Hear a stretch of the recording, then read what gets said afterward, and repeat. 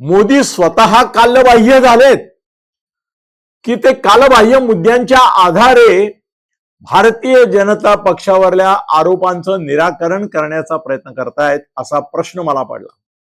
जी आणीबाणी 50 वर्षापूर्वी लादली गेली होती, 50 वर्षापूर्वी त्या आणीबाणीचा उल्लेख, 49 वर्ष झाली, आणीबाणीचा उल्लेख करून त्यांनी संपूर्ण इंदिरा गांधींनी कसं देशाची लोकशाही संविधान धोक्यात आणलं होतं याच्याबद्दल प्रचंड प्रवचन जोडलं।